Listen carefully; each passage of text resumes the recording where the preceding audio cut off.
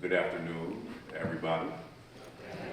It's good to see you here. I am Dr. Brandon McCormack. I am the chair of the Department of Pan-African Studies at the University of Louisville and also a professor of now interdisciplinary and public humanities. And it's always a gift to be back here at the Festival of Faiths.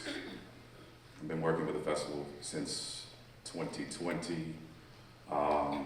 And it's always good to be here. It's a space that aspires each year to deepen our shared commitment to compassion, connection, and the sacred work of community.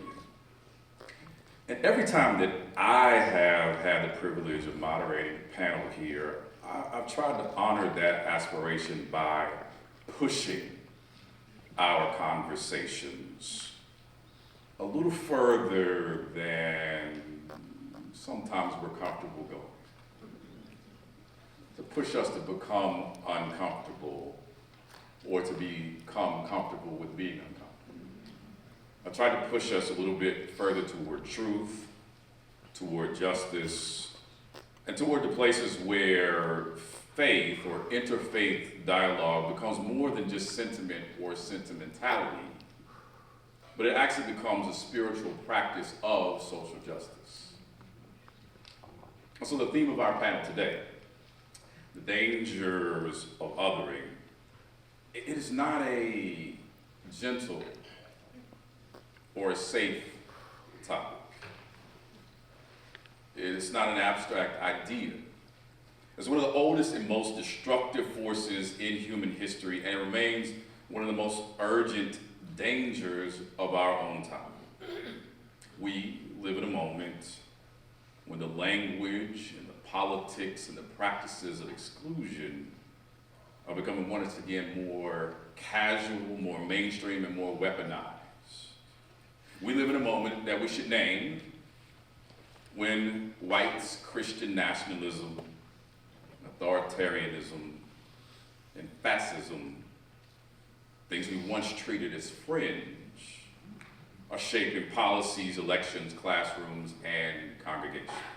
We live in a moment when the line between us and them is becoming more rigid and reified, often in the name of religion itself.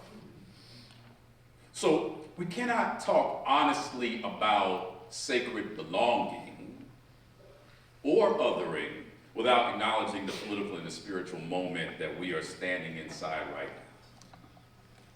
The late Toni Morrison, her short but powerful book, The Origin of Others, reminds us, and I'm paraphrasing Toni Morrison here, that the danger of tolerating hostility towards the stranger is that it becomes the first step in justifying oppression. And we should pause and sit with that for a moment, because it reminds us that othering is never neutral. It's purposeful. It's seductive. It always clears the path for domination, whether that domination shows up as anti-blackness, anti-Semitism, Islamophobia, xenophobia, homophobia, transphobia, or on the simple insistence that only one people, one culture, or one faith deserves to flourish in these United States of America or throughout the world. But Morrison also reminds us that othering is a choice, and therefore refusing it can be a practice, a discipline, a spiritual act, if you will. And that's what I want to invite us into today, a spiritual practice of refusing that othering.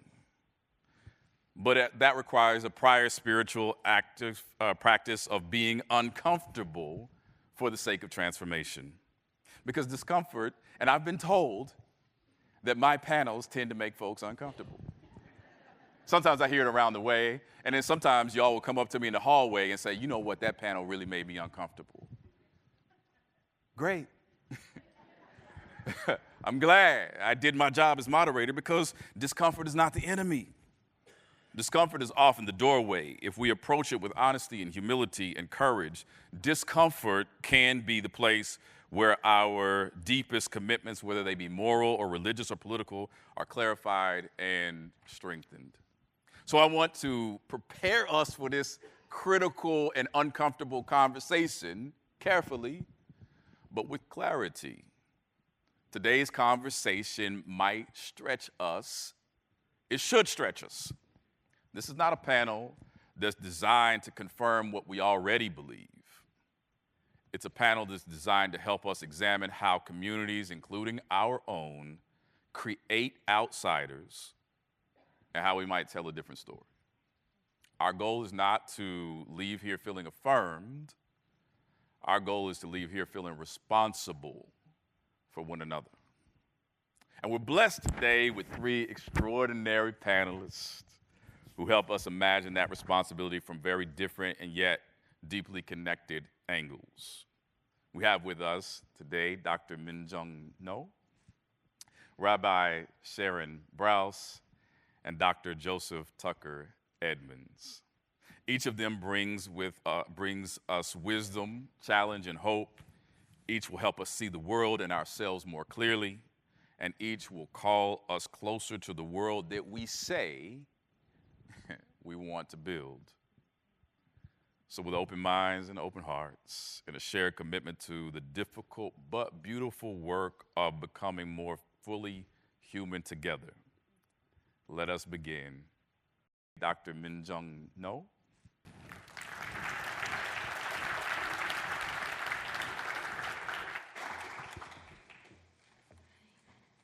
All right.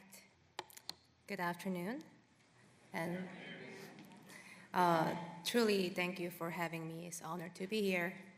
And I am Minjung Noh, and I study religion, colonialism, and how the desire to save others often repeats the same patterns of exclusion we hope to avoid. When I began my research about Korean Christians in Haiti, they are doing their mission work, and I kept hearing one phrase: "We are here to save them." Those words carried the weight of centuries, empires, missions, hierarchies of who is civilized and whose needs redemption. And I realized that othering is not just a temporary attitude, it's an inheritance. I felt that inheritance in my own life as an Asian woman in the United States, often seen as foreign or in between, sometimes othered. Sometimes I also participate in othering others. In the 19th and 20th centuries, and early 20th centuries, this othering was explicit. Asian immigrants were not only seen as racially different, but also they were seen as alien. The so-called heathen Chinese or pagan Japanese, and they don't know Koreans are existing. To belong in America meant proving moral worthiness through usefulness and obedience. It was the first draft of conditional belonging. Even today, that logic lingers. We are praised for being hardworking and disciplined, welcomed for what we do, not for who we are.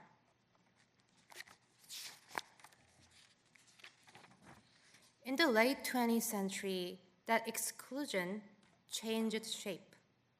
The label changed from heathen to model minority. It looked like acceptance, but it was a far more sophisticated tool of control. It was the same bargain.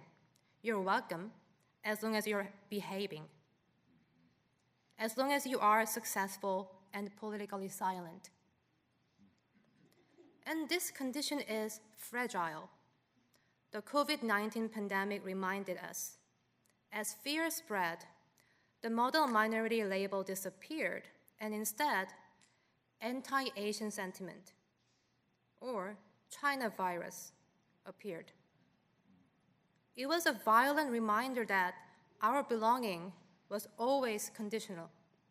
and it turned inclusion into a form of surveillance, dangerously dividing communities of color.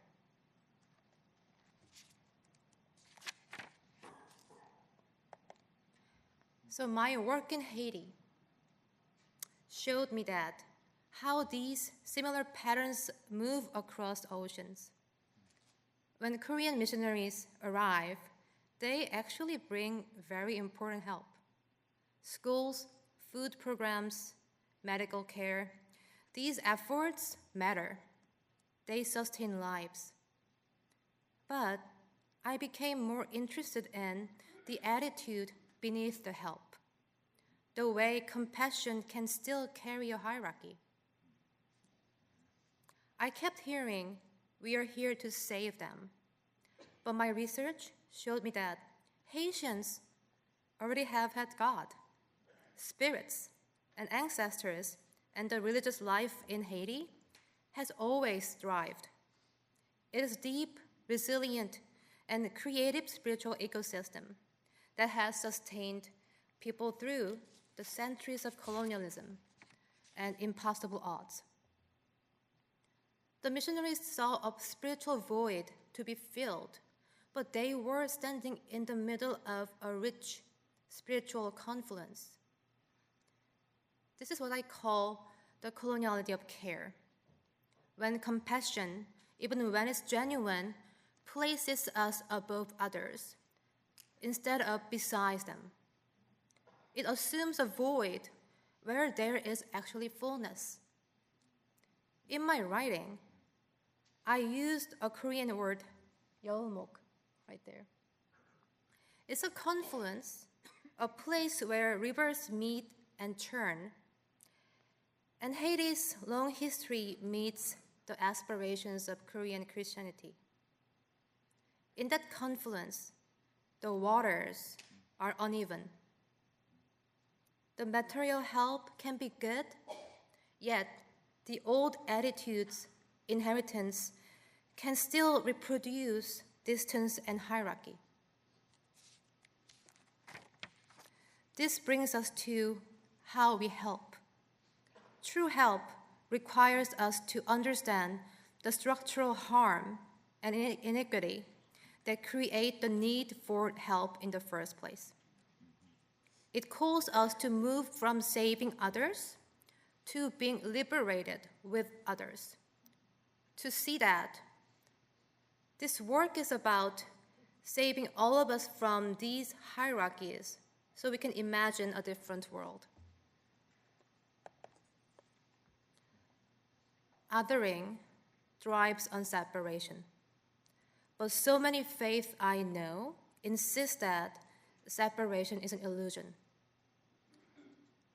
My work in Haiti was not about discovering a problem, but about connecting with the liberative imagination that already thrives there and in other communities, showing us a path beyond othering and colonialism. In South Asian traditions, there is the famous image of Indra's net, an infinite web where every jewel reflects all others and nothing exists alone. In addition, Christian theologian Paul Nieder once wrote, "Without Buddha, I could not be a Christian." He reminds us that faith is not weakened by difference, it's deepened by it. To me, that connects to radical hospitality. We are not just inviting others into our home, we are rebuilding the home together. And that rebuilding means honesty. For me, it means naming how anti-Blackness and silence persist still in Asian communities. It means unlearning the model minority myth that tells us our safety lies in the proximity to whiteness. And it means learning from the radical love that has sustained Black faith traditions for generations. Afro-Asian solidarity is shared survival. It is faith rerouted in relation.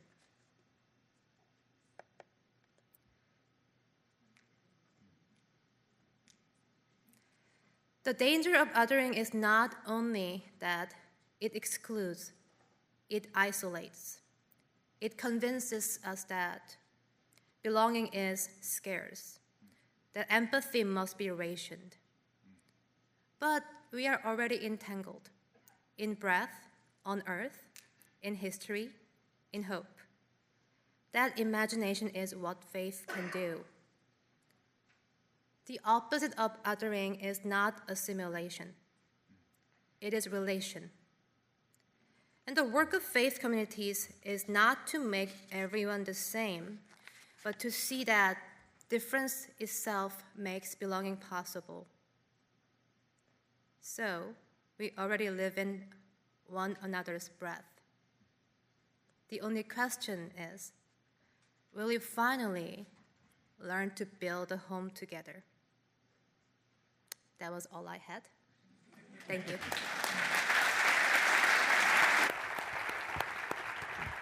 That was all I had. Wow, you said so much, and we don't have the time or space to unpack it all. But you gave us a very scholar that you are, a very rich and layered account of othering that brings together multiple forms of difference, actually, and the ways that others create others, and how we're mutually entwined with one another as well. But you begin with the logic of salvation or saving itself, and I think that's a provocative place to begin in an interfaith conversation where logics of salvation and saving are often central to faith commitments. But I heard you saying essentially that to believe that in many cases, in the ways that salvation is wrapped up with colonialism, that belief in the necessity of saving was wrapped up in the understanding of the other as savage. Exactly. Right? As heathen, as less than human. And to name that very clearly, I think, is important work, because so much of the logic of saving depends upon the other being a savage in the first place, and not like us, and not in the Kendrick Lamar sense. But you take us to a place, I think, of moving from, I think you said, from saving others to becoming liberated with others. And I invite you maybe to say a little bit more about that. Mm-hmm. Thank you so much for summarizing the core of my talk. Yes. I think it's about the view of human. Like in jargon, it's a theological anthropology. Like, who gets to be human being? And then in the missionaries' mindset, people who need to be saved are not humans yet. However, I exactly criticize that aspect of that view of human. And if you overturn that kind of view of human, that limited, narrow, very Victorian Christian idea of human being, we cannot but avoid expanding. We need to expand the view of human and who needs to be in our equal setting. So that is the idea that I wanted to convey. Thank you for that. I mean, again, you've given us a rich and complex opening set of thoughts to think with, to frame our discussion. It's only going to go up from here, I'm sure. And I see the countdown. We only have 45 seconds anyway to continue this conversation, so we won't even attempt it, because if we were to try to ask you another question, we would not have the time to unpack it. But we will come back to conversation and dialogue. But first, we want to hear from our next panelist, Rabbi Sharon Brous.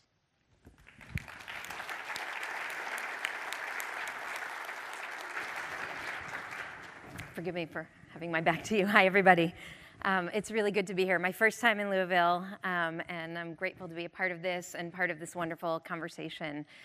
I want to share with you today how a somewhat obscure ancient ritual became my moral and spiritual North Star over the course of the past many years of anguish and heartache and uncertainty.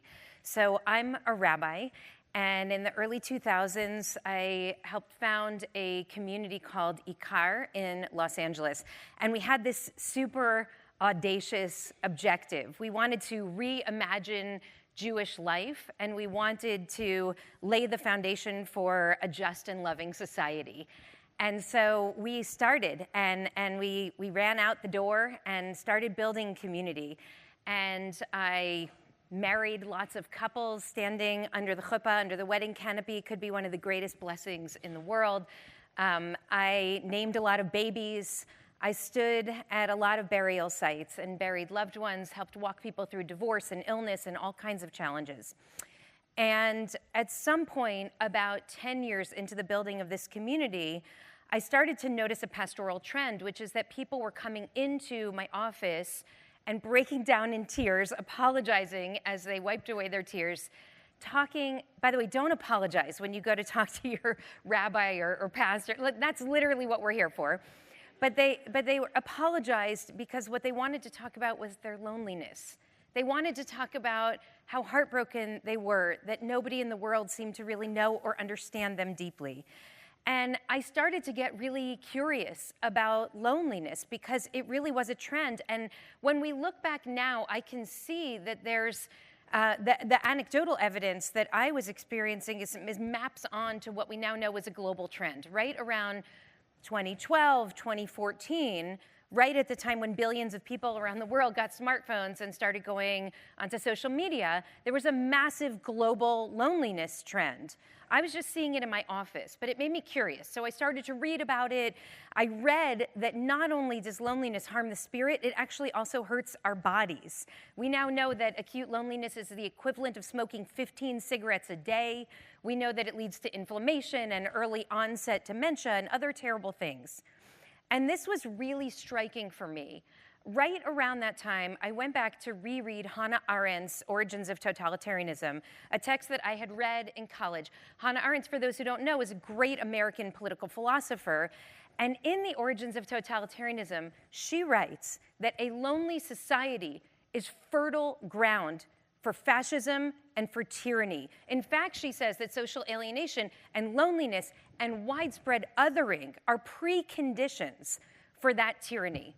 And this is particularly terrifying, not only because of what I was seeing in my office, but what I was starting to read. A study from a couple of years ago said that 1 out of 3 Americans does not know the names of their next-door neighbors. Do you all know the names of your next-door neighbors? I think in Louisville, there's an exception here, but like in the big city where, LA and New York, I don't know. And it also said that, for example, 20% of Americans report that they have not one confidant, nobody to share their dreams with, their fears with. We are an increasingly lonely and alienated society. And what I started to realize from my pastoral standpoint is that it wasn't only threatening our spirits and our bodies, but actually threatening our democracy. So as a rabbi, when I face a problem like this, I go deep into my Jewish tradition, and I feel really blessed to have a thousands-year-old tradition so that I can look and explore and try to find some whisper from the ancients to help me figure out how to actually navigate these difficult times. And I came across a very obscure ritual that used to take place in the Temple Mount in Jerusalem 2,000 years ago. It's a ritual that is written about in the Mishnah, which is a compendium of Jewish law, codified around the year 220 CE. And it describes the following. So note that the Temple Mount in Jerusalem was the spiritual, religious epicenter of Jewish life. And what would happen is a few times a year, Hundreds of thousands of people from all across the land and the diaspora would amass in Jerusalem. And Jerusalem's a city on a hill. They would ascend the hill. They would climb the steps of the Temple Mount. And then they would enter through this beautiful arched entryway. And they would turn to the right, and they would circle around the perimeter of the courtyard of that place. So imagine everyone in this room circling like this all the way around the room, and then exiting just where they came in. Except Misha Ero Davar, for someone to whom something had happened, someone with a broken heart. Those people would go up to Jerusalem, they would ascend the steps of the Temple Mount, they would go through the same entryway, but they would turn to the left when everyone else turned to the right. And here a sacred encounter would occur, because all of those pilgrims, all of those people who were there for their spiritual highlight of their lives, would encounter the lone person walking this way and would ask them a simple question, malach in the ancient Hebrew. Tell me about your heart. What happened to you? And this person would answer, and they would say, my father died. I'm heartbroken. Or they would say, I just found a lump. Or they would say, I'm just so worried about my kid, and I wish someone would tell me that she's going to be okay. And the people going this way, who were there for their own spiritual work of visiting the most sacred place in the world, would respond by giving them a blessing. They would say something like, may the Holy One hold you as you navigate this crisis. May you feel embraced by the love of community as you walk through this time. And I realized as I re-encountered this ancient text that it was actually prescribing for us what we need in response to this plague of loneliness. We actually need to show up for each other. We need to see each other and be seen by one another, because the rabbis are speaking to a really profound psychological insight. It is exactly at the moment that we're most inclined to turn away from each other that instead we have to turn toward. The people who are here on their pilgrimage, it's the holiest and most beautiful and most powerful day of their lives. The last thing they want to do is peel away from the crowd to go check in on someone whose eyes are puffy and who's crying. And the people who are coming from this direction, and we've all been in this place as mourners, as worriers, as lonely people, as people who've been broken up with, right? The last thing you want to do is go show up where everybody else is. You want to probably stay in bed. But if you do go, you want to be like everybody else. You don't want to be different and apart, and yet you are different because your heart's broken. And so what the ritual is asking us to do is to stand forward in all of our vulnerability and allow ourselves to be seen as brokenhearted, because there's no shame in our brokenness, and only then can we get the support and the love that we actually need from each other. This is an incredible ritual. It kind of blew my mind, led me to give sermons about how we need to show up for each other, go to the funeral, go to the Shiva, the house of mourning, go to the hospital, don't make excuses. We've all been on both sides of this equation. We know it matters. But here's the really remarkable thing. There's a second example that this ancient, terse, obscure, arcane text offers of the kind of people who turn to the left. It's not just the brokenhearted. It's also the ostracized, the menudeh in ancient terms. Now, nidui was a form of punishment that was very rare. It was just one step short of excommunication, someone who had harmed individuals or harmed the community itself. And we are supposed to socially isolate from the menudeh. You don't invite them to the conference, to the book talk, to the Shabbat dinner. They don't participate in community. But on those holy days, they show up just like everybody else. They ascend the steps, they walk through that archway, and they turn to the left like the brokenhearted.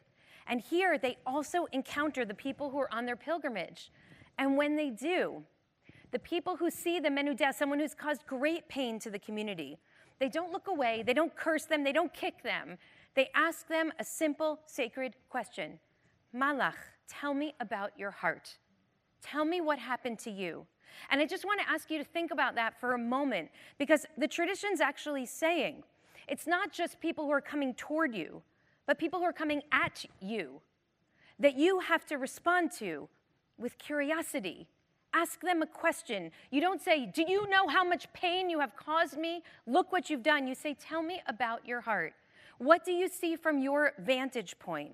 And it strikes me that so much of the pain and the heartache of our time is that we have forgotten how to look at one another in our pain and our brokenheartedness and our sorrow and get curious about each other and wonder about the other.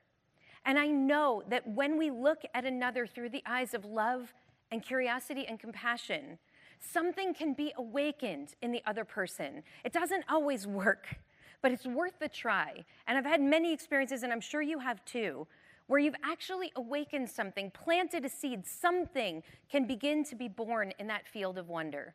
And even if you can't transform another person because you see them through the eyes of love, at least you're rooting yourself in your own values, saying, I am not a person who disposes of other people. I get curious about other people. That doesn't mean giving up on our own narratives or undermining our own stories. It means recognizing that we are all entwined in one another's story, that we are entwined in one another's pain, that we are entwined in one another's grief, in one another's sorrow. It means that we are all entwined in one another's dreams and hopes and humanity. This is what I call the amen effect. It's when we actually allow ourselves to see the experience of the human being before us and to stand together in sorrow, in celebration, and in solidarity, creating new neural and spiritual pathways that allow us to affirm our shared humanity. Because the only way that we're going to be able to heal individually or collectively is when we do affirm that shared humanity. So thank you so much.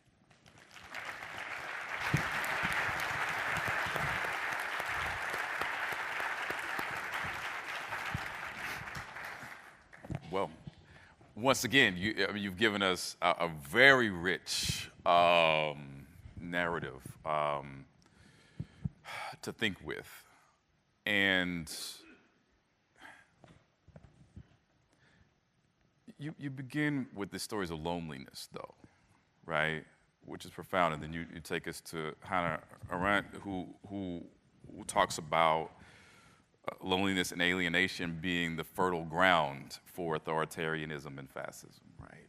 And I think that is such a profound point, because it's not simply that we're lonely, but it's also that we're alienated, and that there are also forces and structures and powers at work exploiting that alienation and driving that alienation and wanting us to become more fractured and alienated from one another, precisely because that is when and where authoritarianism can take its root and become more controlling of us. And then you're also offering us, I think, anecdotes to that, or counter practices of rituals of gathering. But if you would say more about how you're seeing loneliness and alienation taking us apart as community, and then how you see the kind of spiritual practices that you're trying to build in your community, trying to heal and bring folks back together in ways that have some both spiritual and political salience right now. Yeah, so to go back to Hannah Arendt for a moment, she specifically speaks to conspiracy theories, which cannot take root in a community where people experience the differences among us as a blessing. So, for example, if it rains on your wedding day and someone tells you that the Jews control the weather, you can be very angry at the Jews until you actually talk to a Jew and you realize that it also rained on my wedding day, because it rains on all of our wedding days, right? So, if we don't know each other, is that right? It does, right? Especially the outdoor wedding day.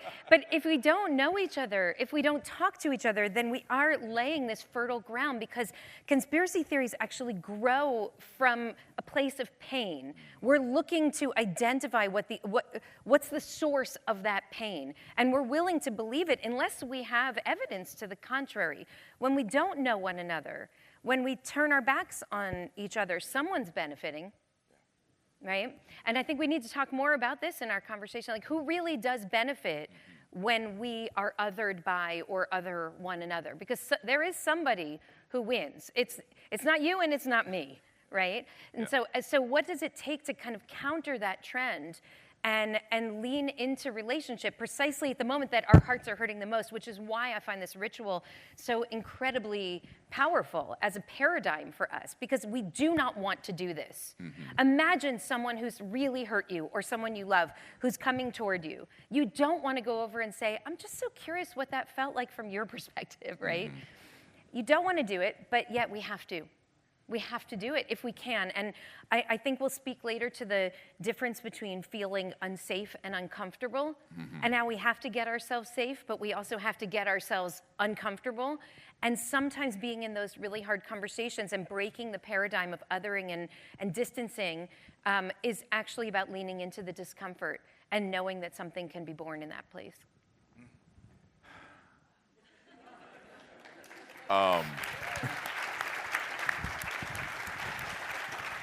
Yeah.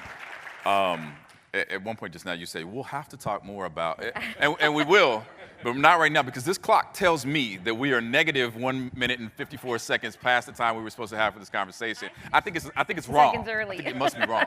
I don't know who said that. This is wrong time. But we can't talk about it more right now, but we will. We will. After we have heard from our final panelist, Dr. Joseph Tucker Edmonds.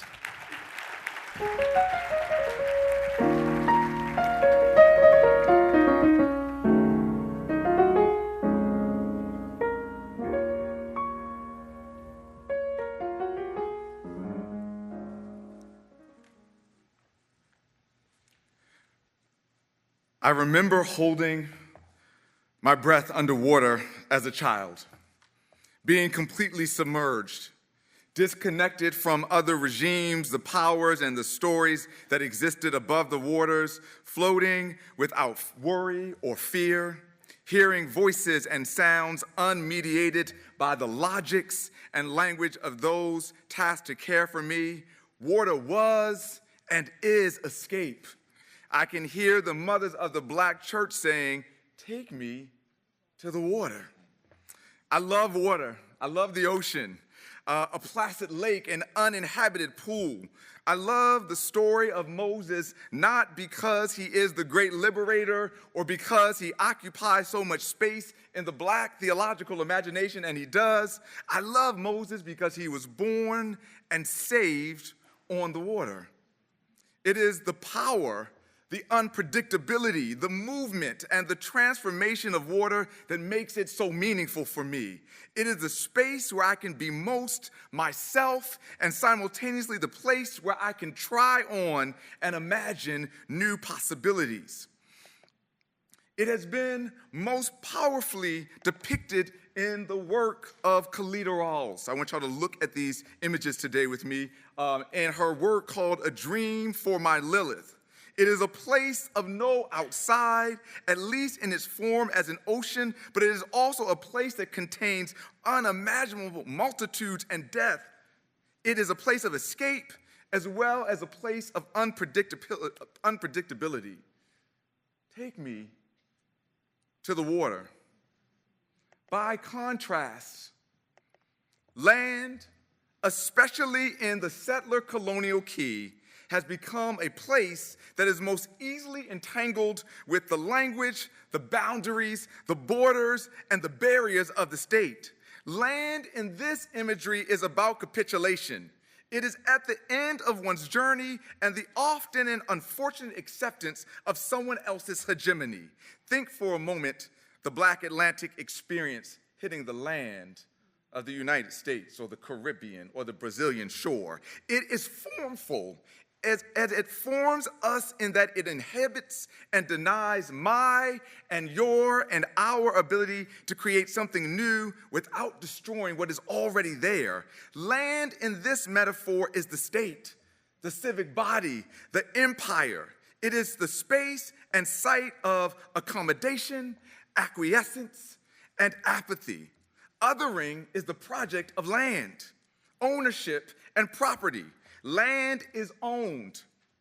Water is always moving. Land is static and rigid. Water is accessible. Land is self-abnegation. Water is reflective and capacious. We cannot and are not allowed to see ourselves in the land state. The danger of othering, therefore, is not in the ways that the land state denies our very subjectivity, rights, or humanity. That is who it is and what it's supposed to do, right? Rather, it is the way in which we make space and give sovereignty to the land state in the structuring and the organizing of our emotions, our practices, and our collective ways of being. The danger of othering I want y'all to hear this, is when we no longer recognize that it is happening. It is when we become silent about things that matter. That's Dr. King. It is when we cease to hold each other, the moment we break faith with one another, the moment that we are engulfed and the light goes out. That's James Baldwin. It is when we don't define ourselves and we are crushed into other people's fantasies for me and we are eaten alive. That's Audre Lorde. That's the land. That is, for accommodation, if you will, for me for a moment, is the practice of allowing domination and death-dealing systems to take up residence in our daily lives. That's when we accommodate the othering. When we acquiesce to the othering, we give license to its explanatory and moral power, right? We allow for that othering to be said, to be true, and to be right. And when we are apathetic in relationship to that othering, it is when we forget we could do and we could be somewhere else. The problem with othering is that it does not make other worlds possible. It removes other people, other problems, and other practices and possibilities from our practices. I want to suggest today a couple of things with you. I want you to look with me at these images of Kalida Rawls and alongside the theorization of Kevin Dawson. And I want you all to think to me that maritime marinage, that's a fancy word, but I'm going to explain it to you. Maritime marinage as an antidote to the othering and to its dangers in the world in which we live. That while we cannot always live and be on the water, metaphorically or materially, we can make our way or pilgrimage to the water. Take me to the water. Maritime marinage, as defined by Dawson, is a practice through which we often identify our landlocked and ideological locked selves and ideas, and yet we resist the land. Maritime marinage is the practice by which enslaved Africans escape bondage by taking to the water, using rivers, lakes, and seas as routes and spaces of liberation. It involved not only physical flight across aquatic environments, but also cultural and spiritual reimaginings of those waterscapes.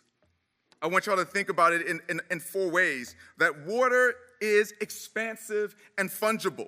That as we engage in maritime marinage, we expand our understandings of the borders and the ecosystems that surround us. That water is about resisting and the renewal in the waterscape, that we challenge the deep misanthropy that organizes the ease by which we deny others and those different from us. That we begin to think about the shore as a space of collaboration. That it provides us opportunities to begin again and imagine another world, and that we hope and vision for an other future, forcefully reminding us that we can't live without each other. See, I want y'all to think about this for a moment. As Europeans colonized the land, they treated waterscapes as roads, right? Something to get to somewhere else, but not places of belonging, not places of community, not places of ritual. So this new idea allows us to think about how we can physically and intellectually appropriate rivers, lakes, and seas, laying on it our culture, our spirit, and our political meanings onto these waters that already created space for us to be and to belong. Maritime maroons, in this case, are not folks who just return to the water to literally escape enslavement, but for today we will talk about maritime maroons as those who escape the hegemony of the land and the land state to imagine spirits, deities, and ancestors, promises, new geographies, and ideas that live on and linger in the water. Dawson provides us a model of folks who return to the water as a way to see beyond the land, to remember former homes and imagine future ones, to embrace an ecology that was beyond the present and resist an anthropocentric bias, and to begin the work of beginning again. Maritime maroons, that's what I'm asking for you all to be, recognize the spirituality of the water. that was different from the spirituality of the land. The water cleanses and renews. It is not surprising that many of our sacred traditions use, return, and feature rituals where we are submerged in water. Think about the baptism. Think about the mikvah. Think about the pilgrimage to the Ganges, right? Take me to the water. It is in this water that we are required to also be spiritual maroons, to exist betwixt and between the easily identified faith traditions that often lead us to other and outside those that we do not like, look like, or think about. And now we are being asked to return to the land different, to recognize that the land and its practices of othering, property, and ownership are antithetical to our well-being. The maritime maroons are also a challenge to our deeply misguided misanthropy, a deep hate or distrust of humanity. If misanthropy is the deep hate and disregard not only for humans and the beings that make possible flourishing and sustainability, as maritime maroons, we escape systems that are predicated on the death and negation of the world and the model that disregard most humans in order to ensure or secure capitalist options for a few. Under misanthropy, ownership and accumulation is the primary disordered relationship between humans, and other species. Finally, the maritime maroons have a deep and abiding relationship with the shore, or the wake, and the space or place which abuts the water. That reminds us that our work is not done and cannot be done in isolation. On the last slide, I was talking a little bit about Christina Sharp, and she calls this work wake work, as you see these young beings creating wake in the water. Wake work is the everyday acts of care, of memory and responses to the ongoing impacts of slavery and anti-Blackness, a way of living and thinking in the wake of those history. Thus, while we are renewed in and through the water, it is on the shore and in the wake that we work with others, and that we employ others and outsiders to no longer see themselves as bound to the land or bound to the state and its prerogative of control and denial, but to join this project. This is our project. This is our responsibility. Our goal is to change the land and to reimagine our relationship with it. We need not be locked into its logic, and Dawson reminds that a renewed understanding of land is that it is deeply connected to the maroon spaces of water. Land, in fact, is part and parcel of the waterscape. Not everything is lost. Let me tell you, this is what James Baldwin says. Responsibility can't be lost, it can only be abdicated. If one refuses abdication, one begins again. And so as you look at this last image by Khalida Rawls, in this stunning last piece, she reminds us, and it's called Yesterday Called, and reminded us, land and water, inside and outside, human and non-human, you, me, and everybody else, that we were together and we can be together again. Thank you.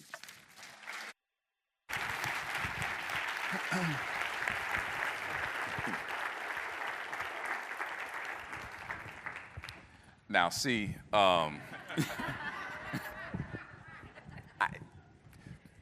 the Reverend Dr. Joseph Tucker Edmonds, who has taken us both to church and to the classroom with this presentation.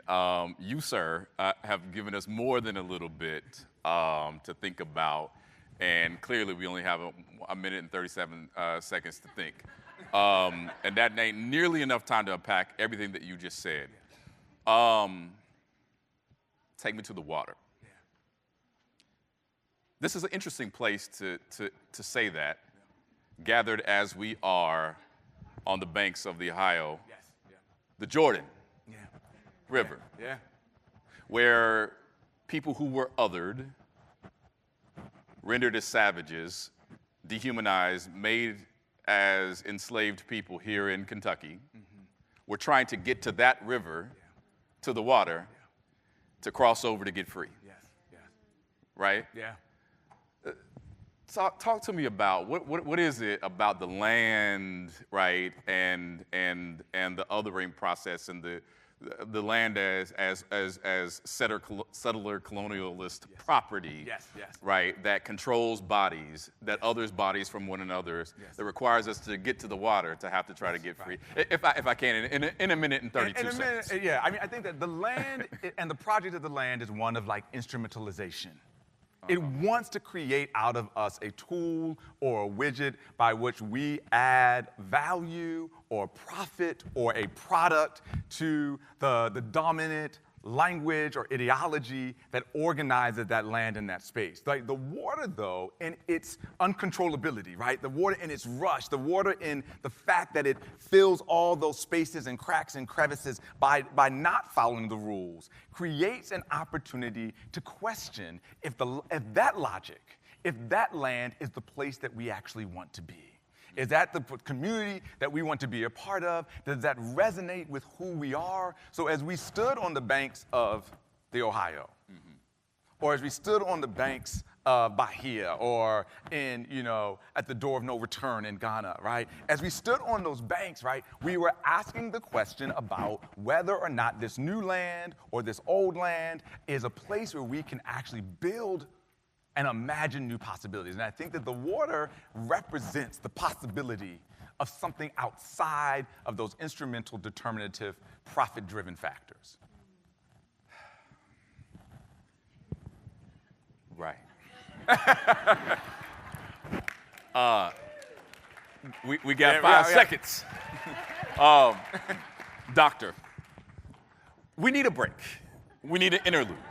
And it's right on time, too, after this, that we have brilliant musicians who will offer us an interlude and a musical moment for us to gather our thoughts and reflect and then return to conversation with one another.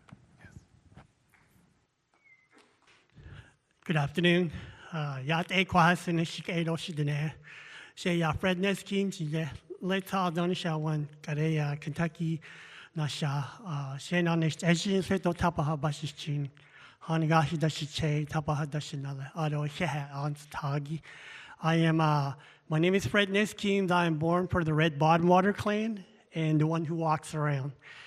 And that's how I introduce myself in my Navajo language. I am from the Navajo Nation. I'm very honored to be here. My first song is called The Feather Song, and then the second song is called Water is Life.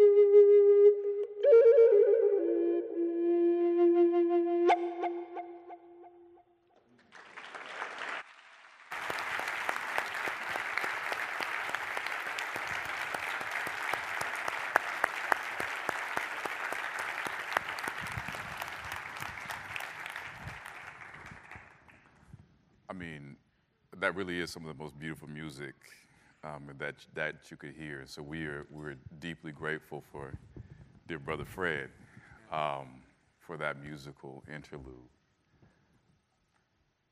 We have about 18 minutes to talk. But we just heard from Brother Fred. Brother Fred was in the back with us in the green room. He and his lovely wife, Miss Angela. And we were talking about what we were going to talk about out here. And she interjected, right? To remind us that this conversation about the danger of othering is no theoretical abstraction,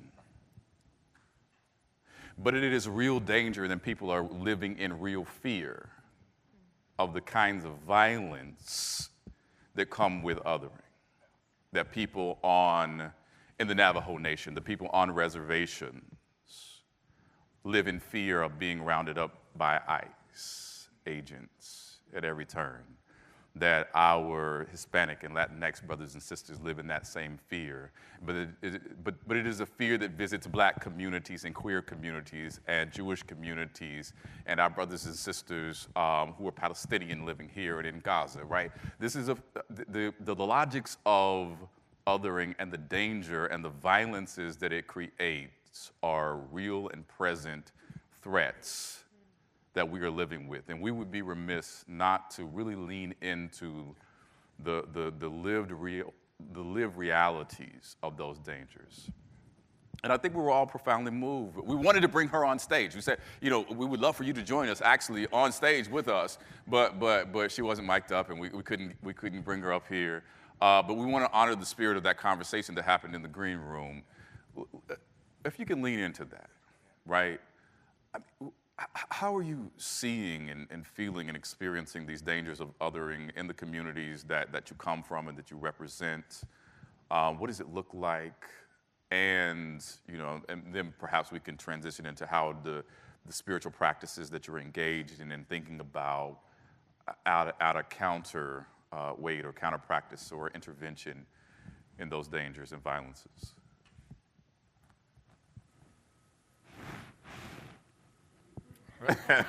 Oh, y'all had so much to say before. Exactly. Yeah. I'll jump in really quickly just to say that the images, and I want y'all to go check out Khalida Rawls, the images that I showed of that. An amazing artist. One of the things that was so profound about her work is those are all images of, real flesh and blood Black folks living in communities across this country, often that have had torturous relationships with the state, or have had these the long logics of anti-Blackness have shown up daily in their lives. And she explicitly decided to kind of do this portraiture of them in water, right? And this kind of encasing them in spaces where they might be free from that, where they might imagine a world outside of those logics. And so I just bring that up to say, the reality of this, the kind of the anti-Black terror that haunts the folks in those images, but also now that so many people are now beginning to know what that feels like in their own lives. That the anti-Black terror is not something that not only haunts and follows Black folks, right, but that is part and parcel of a particular logic of the land or empire that is now being pushed out to so many of us, right? And so for me to share that story now is not simply about talking about an other, but about all of us at one time too. And to try to bring everybody in through using that language. I don't know.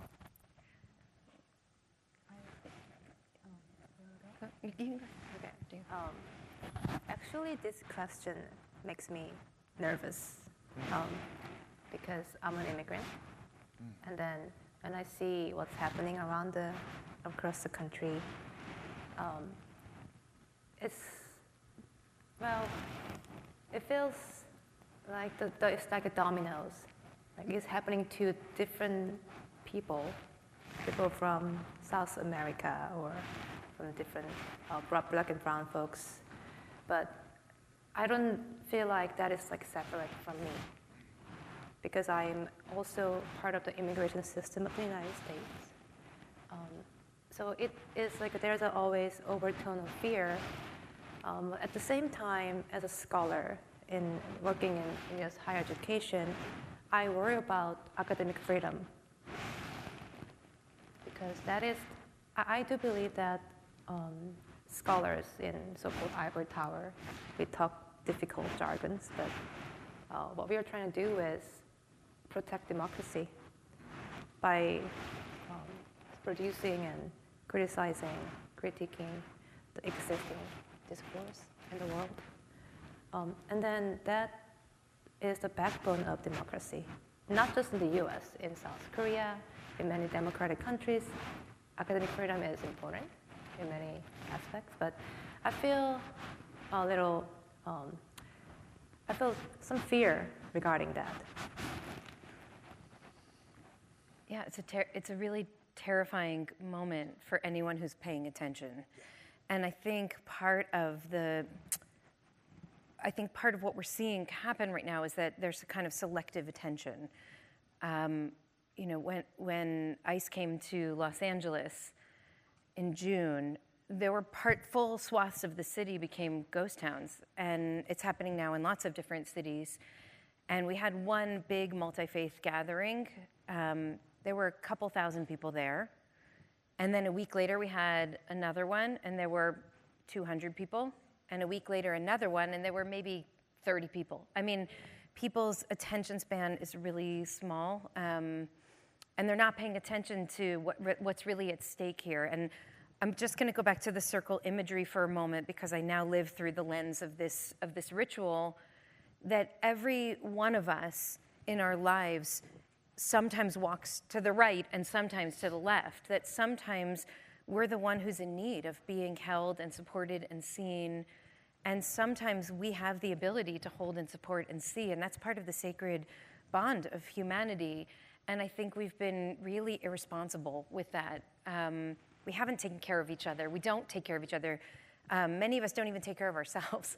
And so I'm concerned about that. I'm also thinking about, I hear an echo of this in your question, but I'm really cognizant of the work of Eric Ward, who I want to bring to the stage, and I don't know if folks are familiar with him, but he's a Black civil rights activist who embedded with white nationalists in order to learn about them and understand them.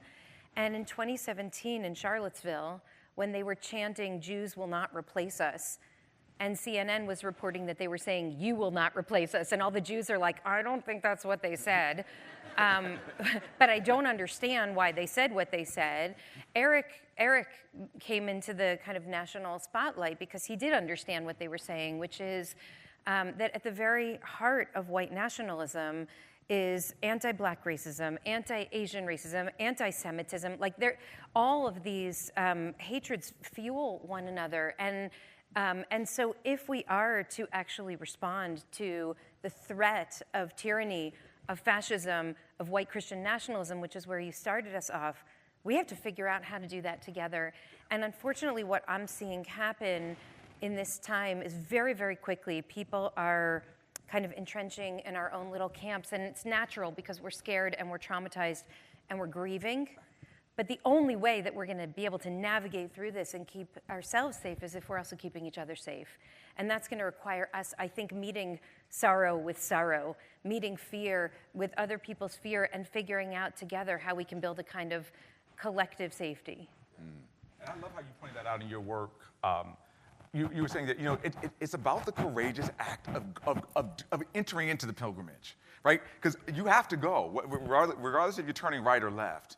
It's about the decision to go there and to be in community with folks turning left or other folks turning right, or and that's powerful. I mean, the other thing that the theorist Kevin Dawson said is that when people went out to the water during the enslavement times, they actually found other people out there, like the Amerindians here in this country, the Native folks here. They found other folks on the water who were trying to imagine worlds beyond the land, right? So these are enslaved Black folks who were trying to get out, and when they got there, they found common cause. But we got to go to the water's edge.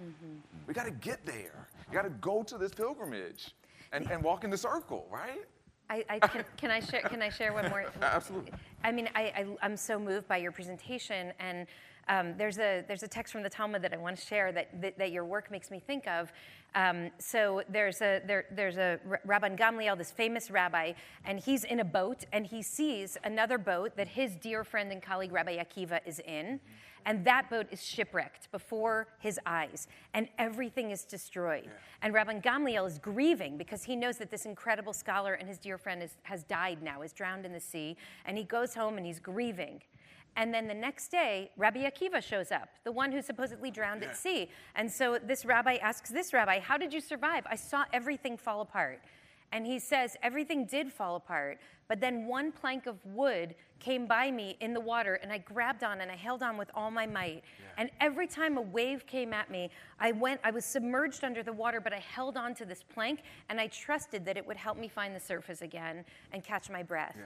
And I feel, in a way, we have to be each other's plank. Yeah. It doesn't mean we can't fight the wave. Yeah. The wave is going to come. Sometimes you're going to go under the water, but you have to know that you're holding on to something that's also holding on to you that will help you make your way back up to the surface again. And I do believe that we can and must be that for each other. Yeah. So, that's beautiful. Absolutely beautiful what you said. I began with an invocation of Toni Morrison in her book, The Origin of Others. One of the things that she talks about, and she uses others in the language of the stranger, which is good religious language. But she says one of the, again, I'm paraphrasing, one of the reasons why we don't identify with the stranger is because it risks becoming the stranger. Right? That if we identify too closely with the stranger, we become identified with the stranger, and then we risk losing our relative privileges that we had and had accrued, whether that is a white privilege or a male privilege or a heteronormative privilege, right? That if we begin, and I love how you began, you say, I see these things are happening to black and brown communities, but I see that as, right, not something that is disassociated from me and my own plight, right? And so you're asking us to become one another's plank, right? But that involves a risk of becoming identified with the very others, right? That we want to say, I want to maintain a certain privilege. If I get too close, if I become the plank, then I risk being pulled under too. And it becomes a danger. How do we address that? I'm just thinking about an incredible speaker that we had in our community last week, Dr. Yasmin Abu Freha, who's a Palestinian Bedouin Israeli doctor at Soroka Hospital in the south of Israel. She was a first responder to the atrocities of October 7th. She was there treating the survivors from the Nova Festival and from the kibbutzim as a Palestinian Bedouin Israeli. She embodies these kind of complex identities. And she has written that about that idea that when you're used to privilege, equality feels like oppression, right? It feels like a step down. Like I'm putting myself at risk now, except we all know that the only kind of liberation is collective liberation. That's the only real liberation. So this is, I mean, I think the only way through this is talking about it. We have to just be honest. There's something that's lost when we enter into real solidarity. We lose privilege, right? And yet we have to be willing to risk that privilege and lose it in order to build something collectively that's far better than the stratified, broken, racist, socially alienated, isolated, broken society that we live in. And that's something we have to be willing to talk about that, otherwise we're not going to be able to embody it. Exactly. And then I cannot agree with you more. And then if that privilege is that narrow and always to be policed and guarded, is it even privilege? Is it worth it?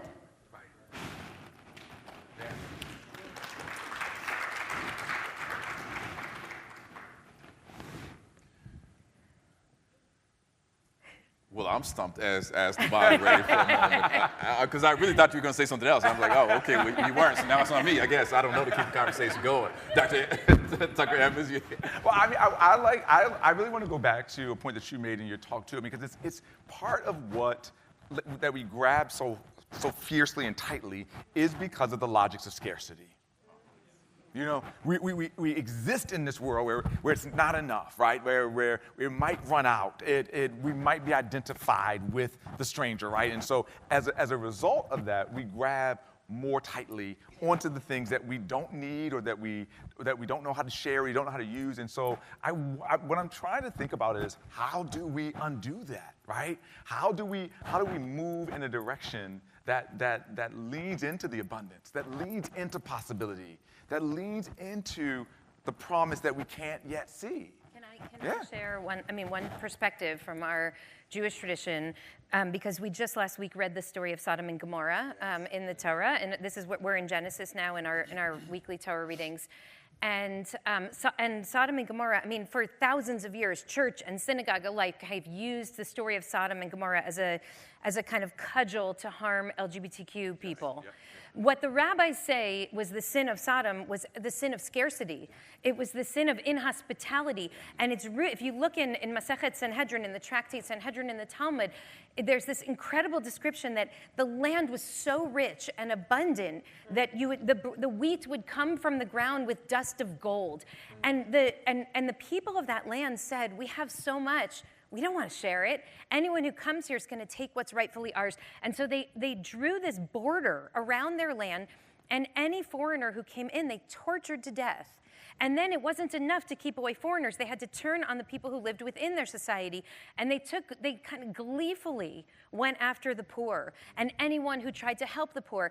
And you read these rabbinic commentaries now in light of what's going on in this country, and it feels like this warning, this shot from the past saying, hey, look what happened to Sodom and Gomorrah. These cities burned to the ground because God was so fed up that thought they were irredeemable. And there's one moment in the story when the angels come to check on the city. I don't know if any of you Bible scholars out there remember this story. And the angels come, and the mob comes to the house of Lot, where the angels are. And the angels strike them with the plague of blindness. And that plague of blindness only appears there and in one other place in the whole of the Bible. And it's not physical blindness. It is an inability to see the other, to understand the other's pain, to engage. And I'm thinking about Angie back in the green room before we started. Like, we need to be seen. That's right. Our pain needs to be seen.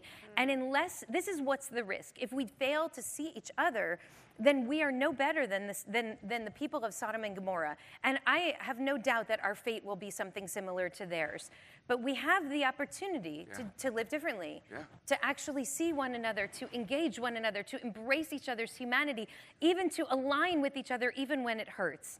And I think that's the call of this time. I think that is essential to our continued survival on this planet.